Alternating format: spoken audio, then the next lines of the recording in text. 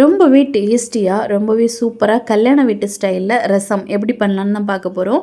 ரொம்ப சிம்பிளாக நம்ம பண்ணி முடிச்சிடலாம். இதுக்கு ரொம்ப அதிகமான பொருட்கள் தேவைப்படாது. இதுக்காக ஒரு பவுலில் ஒரு நெல்லிக்காய் சைஸ் புளி எடுத்து கொஞ்சமாக சூடு தண்ணி விட்டு ஊற விட்டுருங்க. ஒரு மிக்ஸி ஜாரில் 10 போல் பூண்டு, 2 பச்சை மிளகாய், 1/2 டேபிள் ஸ்பூன் நல்ல மிளகு, 1/2 டேபிள் ஸ்பூன் சீரகம் போட்டு கொரகொரப்பாக அரைச்சி எடுத்துக்கலாம்.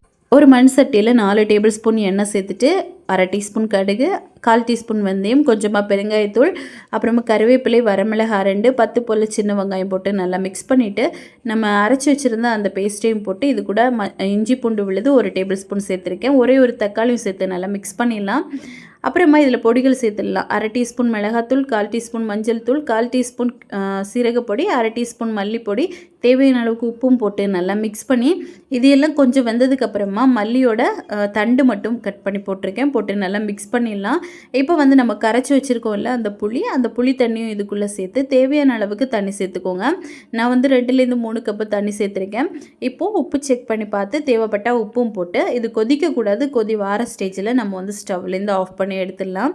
ரொம்ப டேஸ்ட்டாக இருக்கும். 3 நாள் வரைக்கும் இந்த ரசம் வந்து கெட்டு போகாது. சூடு பண்ணி மட்டும் நம்ம வைக்கிற மாதிரி இருக்கும். இப்போ பார்த்தீங்க அப்படின்னா ரொம்ப டேஸ்டியான ரசம் ரெடி ஆயிடுச்சு. ஸோ கண்டிப்பாக செஞ்சு பாருங்கள். ஃபுல் டீட்டெயில் வீடியோ நம்ம சேனலில் இருக்குது, செக் பண்ணி பாருங்கள். தேங்க்யூ.